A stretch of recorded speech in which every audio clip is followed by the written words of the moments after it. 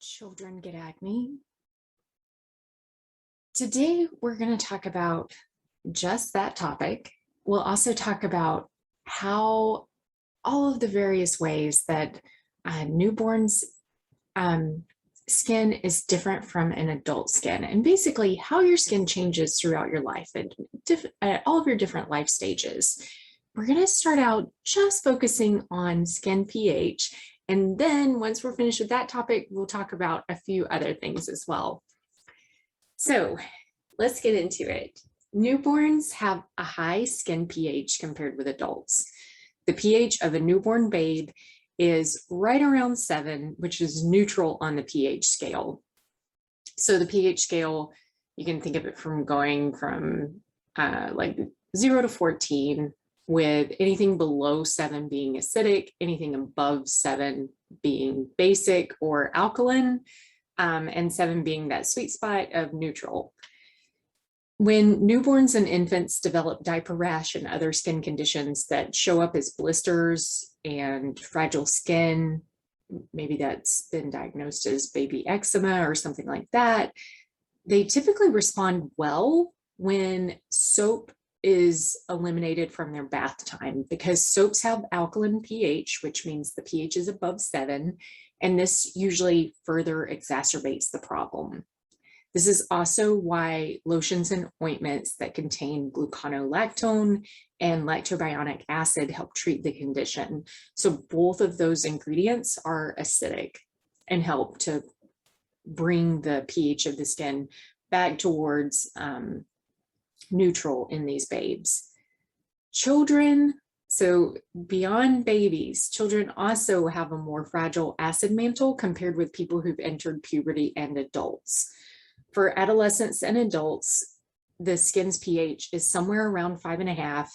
And here specifically, we're talking about the pH of the acid mantle. And this technically sits on the skin's surface. So the acid mantle is really composed of all of your skin's flora, plus, like, this is going to sound gross, but excrement from your body, whether that's sweat, whether it's sebum, whether it's part of the cells that are debris off the surface of your skin, and then also the bacterial waste product from the flora that sit on your skin surface. Yeah, I know it kind of sounds gross, but anyways, so that all contributes to the pH of this acid mantle, which is around 5.5. Now, the range there is about 4 to 6, depending on your age, the location that the skin sample is taken from. So studies show that on average, the pH of the skin on your forehead is a little bit more acidic than the pH of the skin on your neck. And the skin on your neck is more acidic than, say, the pH of the skin on your legs. So the pH of the acid mantle on your legs. Skin color and other genetics also play a factor. Sometime around the age of 50 or so, skin's pH begins to become slightly more alkaline, so it begins to shift up back towards neutral. And this is commonly associated with dryness in older adults.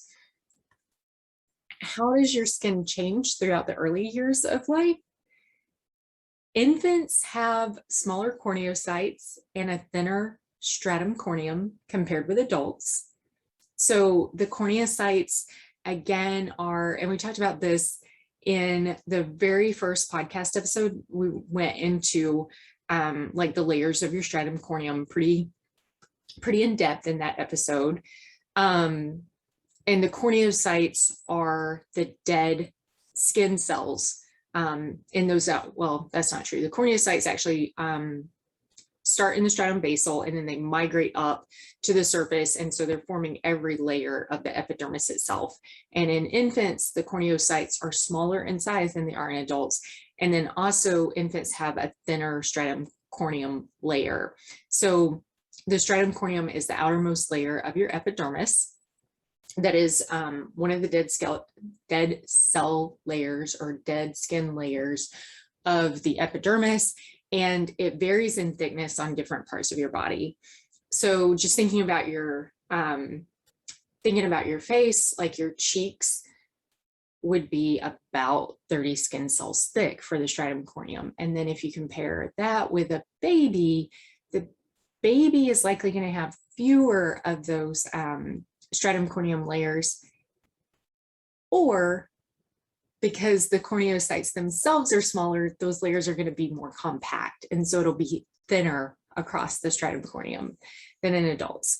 And infants also have a higher rate of cellular turnover compared with adults.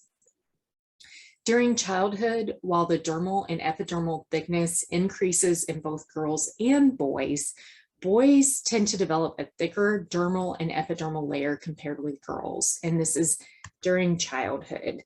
By the time you hit adolescence, the dermal composition is already beginning to change.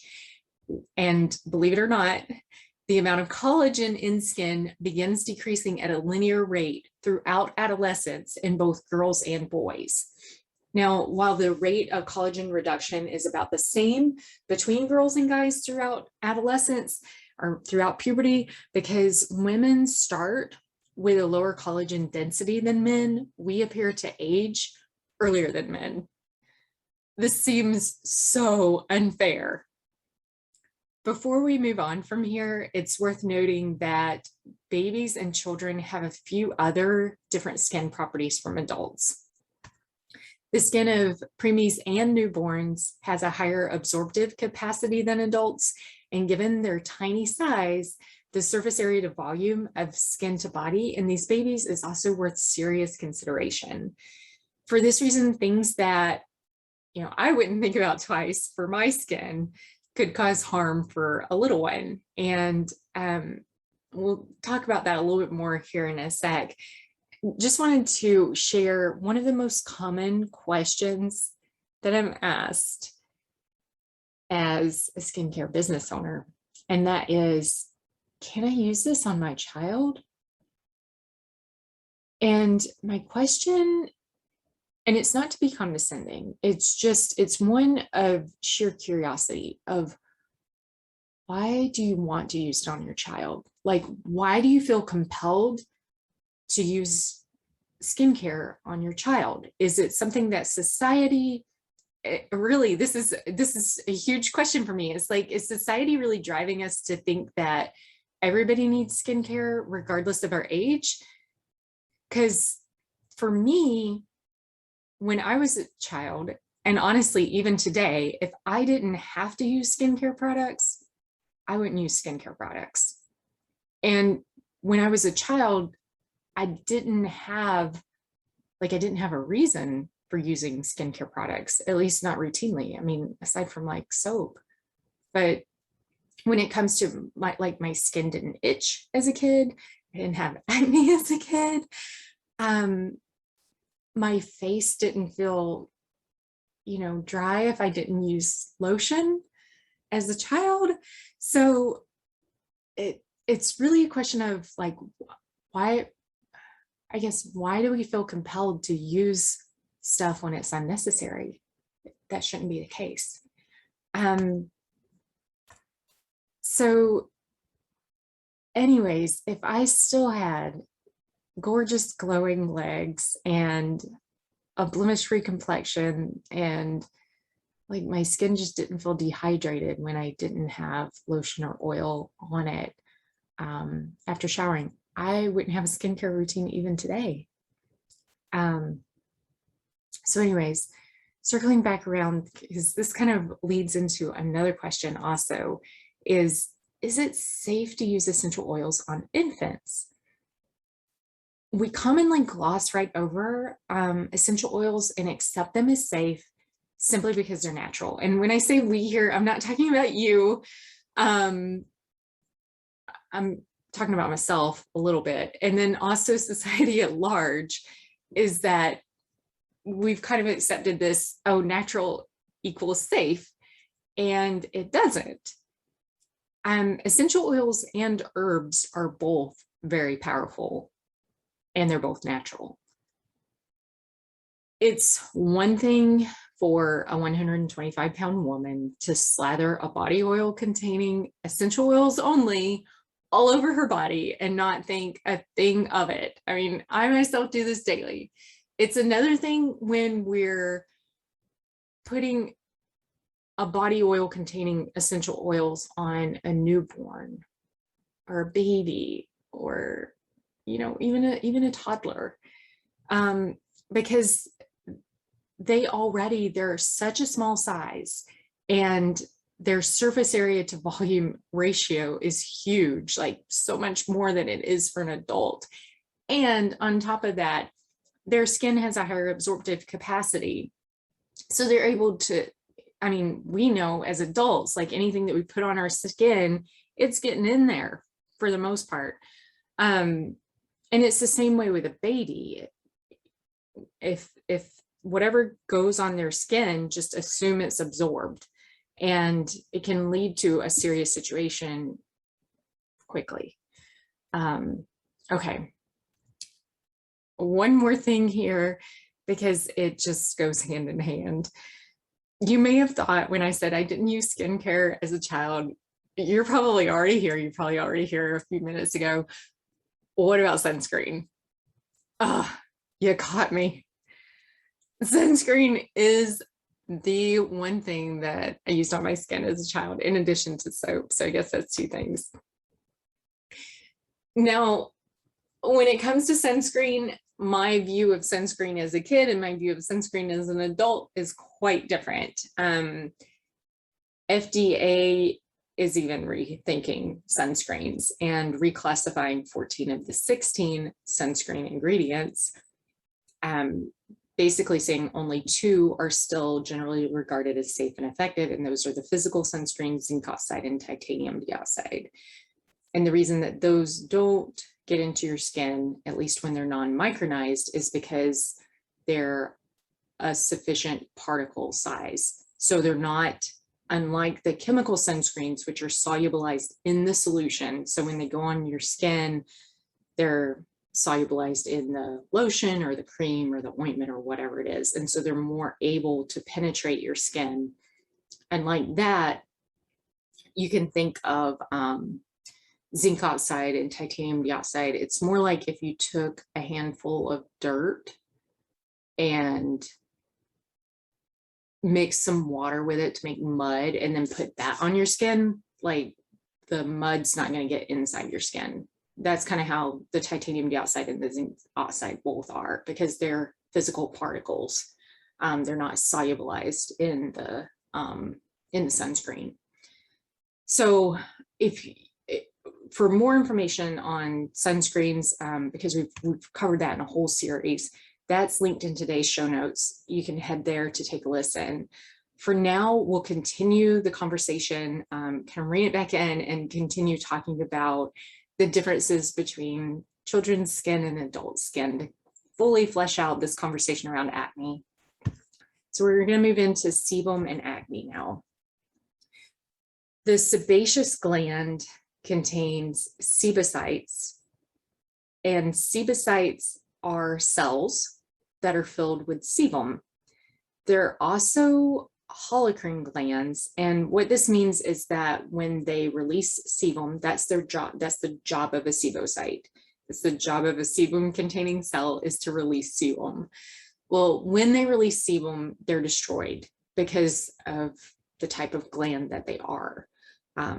So along with the sebum, which we'll talk about more here in a sec in terms of composition, the cell membrane of the sebaceous gland and all of its cellular components are part of that secretion. Sebum is composed of about 40% triglycerides, about 25% wax esters, roughly 10 to 15% squalene, and about 15% free fatty acids. So back to the original question, why don't children get acne? Children produce less sebum than adults do. So one study evaluated sebum compared with the number of sebocytes in children, and how the researchers did it. And yes, this is too much information. Let's talk about it anyways. So the researchers looked at the unique part of sebum, specifically the wax esters, And then the unique part of the sebocytes, specifically the cholesterol plus cholesterol esters that are found in the sebocyte cellular membrane. And then they normalized sebum production in children and adults on a wax ester to cholesterol plus cholesterol ester ratio. In this study, well, that's how researchers do these type of studies. In this particular study, sebum was collected and measured for 24 children between the ages of 6 and 8. So in the breakdown of that looks like this. There were 4 children age 7 and then 10 children age, let me start over. There were 4 children age 6 in the study and then 10 children each age 7 and age 8. So 10 children in this age 7 bracket, 10 children in the age 8 bracket, 4 children in the age 6 bracket. And what the researchers found was a strong linear correlation between age and sebum levels in children. And the 8-year-olds had the highest sebum levels of all of them.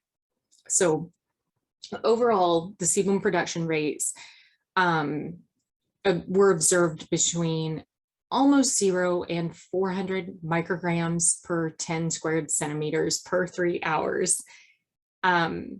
Across all of the children. Compared with adolescents without acne, wax ester secretions range from 70 to 800 micrograms per 10 squared centimeters per 3 hours. And then adolescents with acne were sebum secretions over 1,000 micrograms per 10 squared centimeters per 3 hours. So just looking at the numbers, for the children, it was 0 to 400. For the adolescents without acne, it was 70 to 800. For the adolescents with acne, it was over 1,000. The study goes on to suggest that increases in adrenal secretions, specifically the hormones DHEA and DHEAS, which begins around age 7. I was shocked to learn that children as young as 7 start with these adrenal secretions. The study also references another study that found a significant correlation between urine content of several different adrenal androgens and the ratio of wax esters to cholesterol plus cholesterol esters. So again, basically the amount of sebum produced in children aged 5 to 10. Okay. You may want to sit down for this one. Reproductive hormones impact the rate of sebum secretion. Yeah, like we all know that, right? And so androgens like testosterone and also dihydrotestosterone stimulate the secretion of sebum, and estrogens, believe it or not, inhibit the rate of secretion. Sebaceous glands that house the sebocytes may exist independently on the surface of your skin, or they may lie in the well of a hair follicle. When they lie in the well of a hair follicle, it's known as a pilosebaceous unit. And this leads us into the conversation around the pathogenesis of acne. So the outermost layer of your skin, the stratum corneum, tracks the topography of the skin surface. So wherever there's a sebaceous gland, wherever there's a hair follicle, the stratum corneum and all of the layers of the skin below it, so like the entire stratum corneum, plus the stratum callosum, plus the stratum spinosum, plus the stratum basal layer, follow the topography to maintain that barrier between your body and the environment. Acne is considered to be a problem with keratinization. Keratinization is also known as cornification. And in fact, there's a term for acne. Specifically, it's called follicular hyperkeratinization. Now, the keratinocytes or corneocytes, those are synonymous. And again, we talked about them more in the first episode. The keratinocytes are designed to push each other up and out of the way. And eventually, once they reach the surface of your skin, they're supposed to slough off. When things go awry, the keratinocytes stick to each other too well and they don't shed as they should. When this happens inside of the hair follicle or clogs the surface of a hair follicle, the excess keratinocytes can plug the pilosebaceous apparatus, and this causes one of four things. It causes the formation of a blackhead, whitehead, acne pustule, or acne cyst. So the huge question, like the question we're all here for, is why won't these keratinocytes just shed like they should? Several papers demonstrate that. Okay, first of all, we're going to talk through that. We'll talk about it, and then we're going to talk about some things that may help you with your struggle with acne. So stay tuned. Here, let's get into it. So several papers demonstrate that lower pH impairs wound healing by reducing keratinocyte viability and keratinocyte migration. And this is in direct contrast to the huge body of evidence that support a more acidic environment aiding in rapid wound healing. But what these researchers found, and there are several of them linked in today's show notes, what these researchers found is that there's kind of a sweet spot for wound healing. And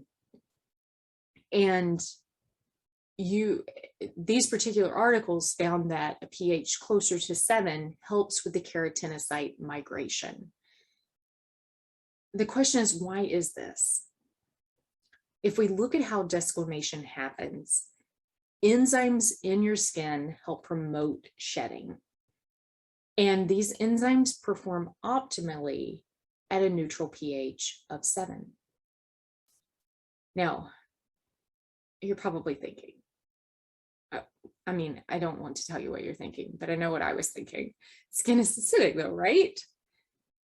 Yes, the acid mantle is acidic. As we start going deeper and peeling back the layers just of the stratum corneum, what happens is that just below the acid mantle, and as we start peeling back those layers of the stratum corneum, pH of the skin rises dramatically from a surface pH of between 4.5 to 5.5 or 4.0 to 6.0, depending on what range you want to think of there for the acid mantle, to closer to 7. And this varies a little bit depending on which paper you look at. Some papers say that by the time you reach the bottom of the stratum corneum, so wherever that is on our face, you can think 30 skin layers thick, that the pH is really close to 7. Other papers say it's actually at the top of that layer just below it, which I forget right now. I believe it's the stratum granulosum, but don't hold me to that. I might have it mixed up with the stratum spinosum. So anyways, at the top of that layer, the pH is 7 or very close to 7. So like, what does that mean? Well, it means that pH gradient between your acid mantle and at the surface, and then the pH at the lowest level of your stratum corneum, means that pH gradient might be important.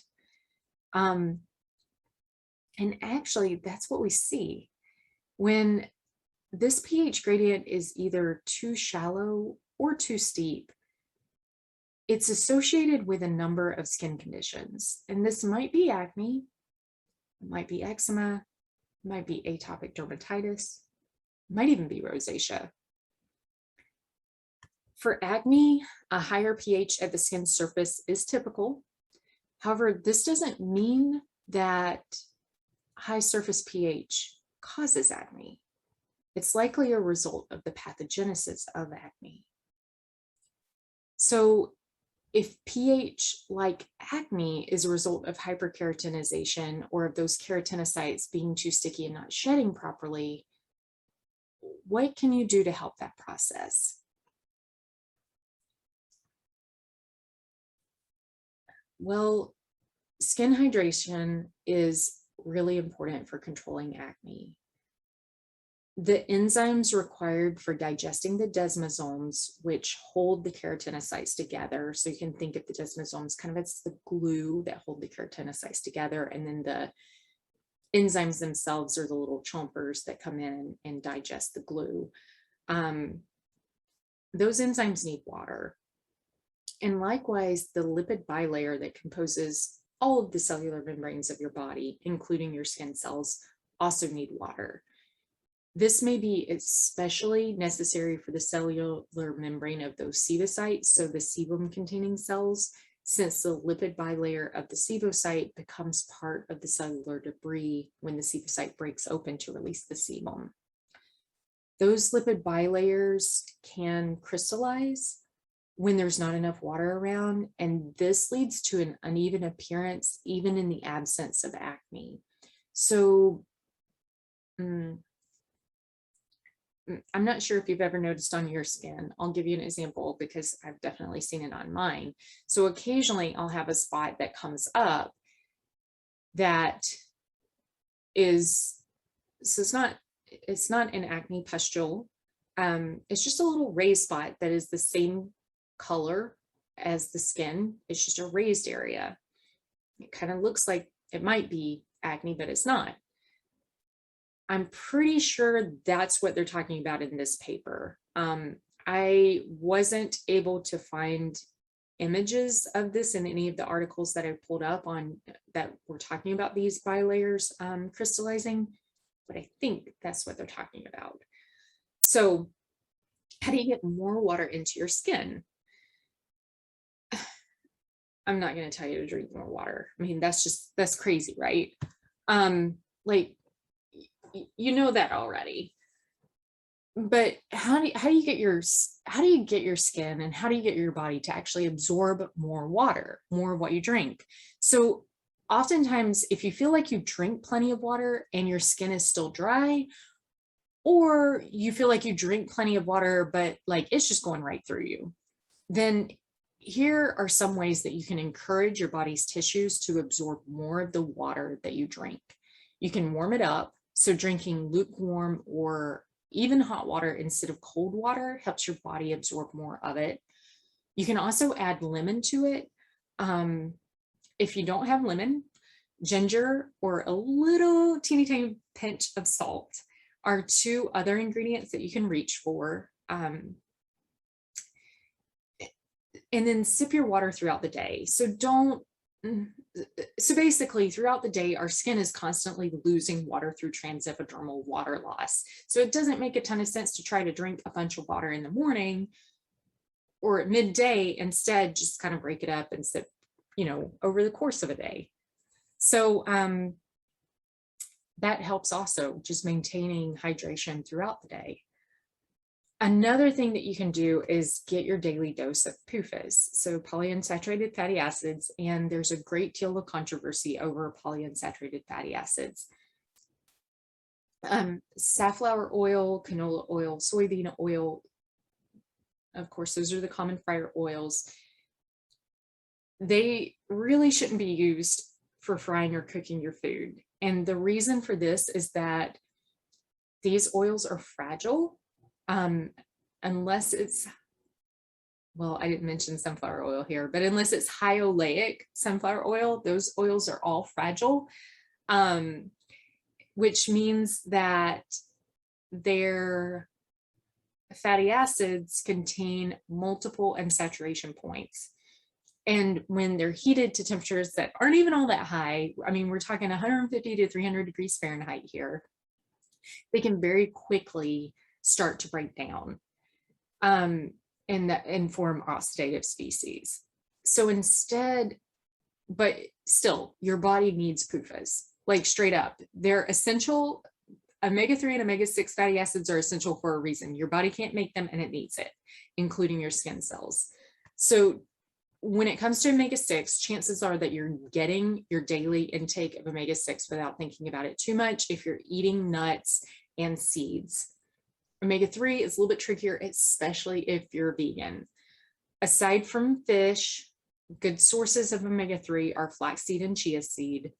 Pistachios, Brazil nuts, and Brussels sprouts are 3 more good sources of omega-3. And these seeds do tend to go, like flaxseed and chia seed, tend to go rancid pretty quickly because of their high oil content.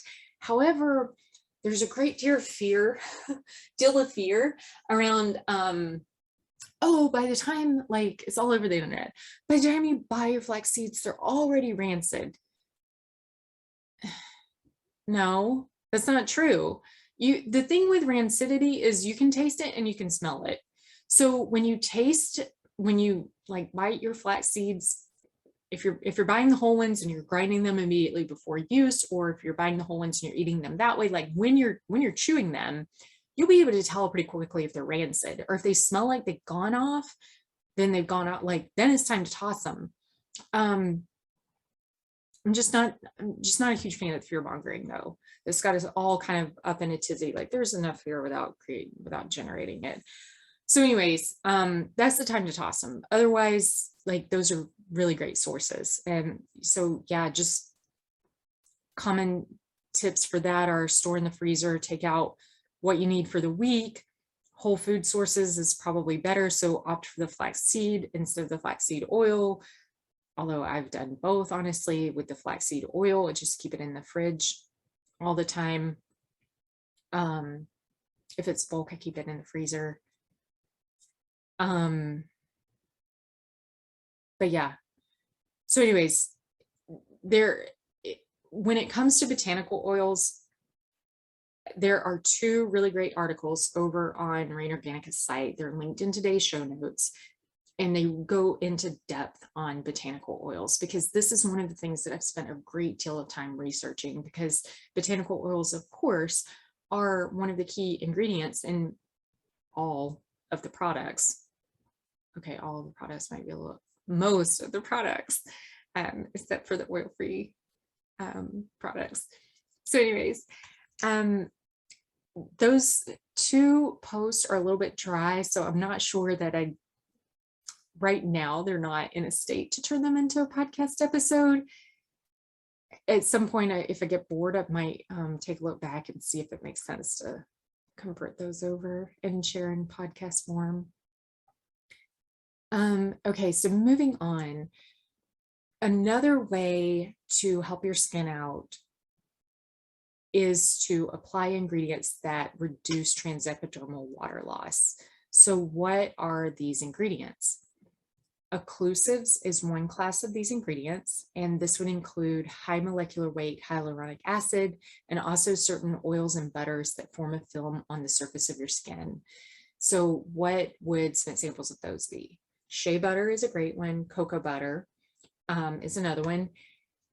Argan oil is another one. So argan oil also has emollient properties, which we'll talk about here in a minute.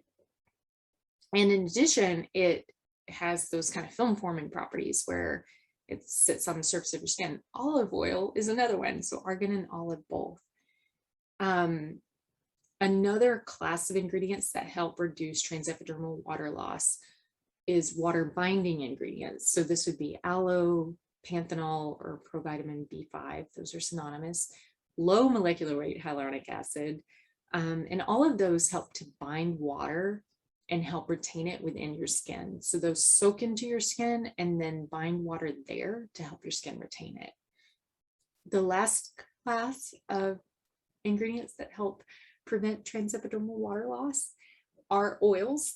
And yes, this is why oils are considered moisturizing. It goes back to PUFAs. A lack of essential fatty acids is linked to eczema and a number of other skin conditions. And the cellular membrane of your body cells and also your skin cells incorporate oils, specifically free fatty acids, into the lipid bilayer. And those essential fatty acids, both omega-3 and omega-6, are necessary for healthy cellular membranes. Okay, then lastly, exfoliate from within. Now, what do I mean by this? Okay, like, all right, so often, okay, let's just talk through the two classes of exfoliation. I think that'll be the easiest. So physical exfoliation is where you're sloughing off the outermost layer of skin, and this is typically with something a little bit abrasive. I mean, if it's your face, not anything too crazy abrasive, and almost the gentler the better there. Some type of clay. That's really about the extent of what I would recommend. Definitely nothing too harsh. You want it to be nice and smooth. Clay is great. Clay works in a number of ways. Clay and Dead Sea mud both work in a number of ways. So exfoliation is one. The other thing is they actually absorb or adsorb really impurities in your skin and help pull those out. The other, so that's physical exfoliation. We'll leave it there because we're going to limit this to face. And then chemical exfoliation. So this, of course, like the most well-known ones of these are glycolic acid and lactic acid. And this is specifically when those two ingredients are used at high enough concentration to have an acidic product. So I'm thinking between like pH 3 and 4 typically. Although the pH can be lower than 3 for some like clinical lines at spas and things. Now, just to be perfectly clear here, lactic acid can also be an ingredient and is commonly used in skincare as a pH adjuster or pH modifier. And so like if you see lactic acid on an ingredients list, but let's say it's just a lotion, a face lotion, is typically because they're using it as a pH adjuster, and that's not going to provide the same exfoliation effects because it's not in the same acidity range. So anyways, when we're talking about a pH of that, salicylic acid is another one. So the lactic and the glycolic are both so lactic acid and glycolic acid are both alpha hydroxy acids, and salicylic acid is a beta hydroxy acid. So when these are applied topically and they soak into the skin and they help the desquamation process by helping with that ungluing process. So again, helping the break down the desmosomes or the hold of the desmosomes between the keratinocytes. Now, the problem with this is that the enzymes that your body produces naturally function best around a pH of 7. And these ingredients, well, these ingredients themselves are all acidic. And in addition to that, the products that they're in that are intended for exfoliation are all quite acidic. So again, we're talking a pH of less than 4. So well under the acid mantle, or I say well under the acid mantle, the pH of the acid mantle itself, and then definitely under the pH as you start going through those stratum corneum layers. So what this can do is disrupt your body's natural process of desquamation. And so they're kind of working counter to your body's own means of enzymatic desquamation. So I don't really recommend chemical exfoliation. However, there are ingredients that actually benefit the cells in your stratum basal layer. So these are the living corneocytes or the living keratinocytes. And the most well-known of those ingredients is niacinamide. And what this does is it encourages a normal desquamation process. So it encourages those cells to migrate as they should. You can think of it almost as like lubricating their keratinization process. So niacinamide is the most well-known of those. L-carnitine is another one that I really like. So L-carnitine is an ingredient that your body can make naturally from a couple of different amino acids. However, it's also one I've found personally that my acne prone skin enjoys. And because both of these ingredients are helping with that exfoliation, so that just the cellular turnover rate and helping to promote a healthy cellular turnover rate, they are confined only to the night lotion. And this is the big reason why Rain Organica offers a night lotion, is because since above all else I prioritize protection, I really feel like if like when you're struggling with acne, when you're struggling with dry skin or lackluster skin, it's better just to include the separate night lotion than it is to use the day and night lotion that's offered by Rain Organica. And it's simply to help with that. It's help to promote and encourage healthy cellular turnover. Now, the very last thing, so it's kind of, it's helping support your body's natural exfoliation process. And then the very last thing in this on how ways you can help support your skin as it moves through acne, as it moves through like whatever skin condition you've got going on, really. The last way is with the use of ceramides. Ceramides are one of the ingredients that are deficient both in acne-prone skin and also in dry skin, and they help regulate sebum production. So it's one, I tend to think of them almost, so we talk about adaptogens so much these days, and adaptogens helping you deal with stress, like regardless of which way it is, they kind of bring you back into balance.